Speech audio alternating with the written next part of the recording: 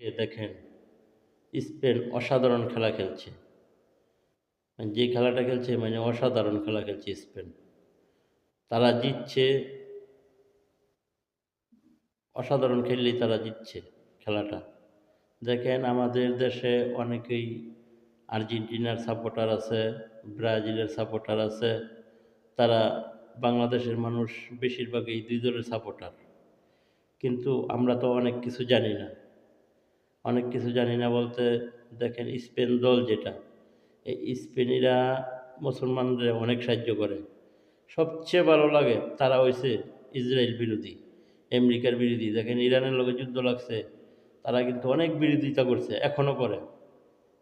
কারণ আমেরিকার বিরোধী করে তারা, তারা ইরানের পক্ষ নেয়। সবচেয়ে এই জিনিসটা ভালো। তারপরে তারা জিতছে, এটা আমি খুশি হয়েছি। কারণ আমরা আর্জেন্টিনাকে সাপোর্ট করি, কিন্তু করলেও অবশ্যই আমাদের মুসলিম ভাইদের যারা সাপোর্ট করব, তাদেরকে আমরা সাপোর্ট করব এবং স্বাগতম জানাবো। কারণ তারা মুসলিমদের সাহায্য করে, তাদের অবশ্যই আমাদের সাপোর্ট করতে হবে। এরকম অন্ধভক্ত হইলে স্বার্থ না যে আমি এই দল করি দীক্ষা আমি এই দলই করবো, এই দলে খারাপ করব, আকাম করব, কুকাম করব, এই দলের সাপোর্ট করব না। আমাদের পৃথিবীর মধ্যে কি মুসলিম হইছে, আমরা মুসলিম, মুসলিমদের প্রতি টান থাকবো, এটি আমাদের নিয়ম।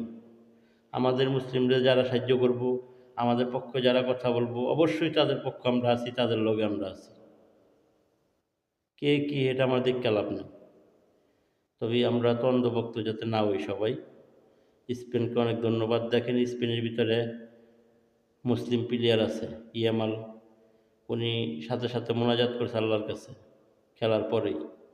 তারপর কালকে যেই রেফারিটা দিছে তিনিও মুসলিম, তিনিও সেজদা সেজদা দিছে, আল্লাহর কাছে শুকরিয়া আদায় করছে যেন আমি দায়িত্বটা পালন করতে পারছি ভালো, এই কারণে শুকরিয়া আদায় করছে। অসাধারণ।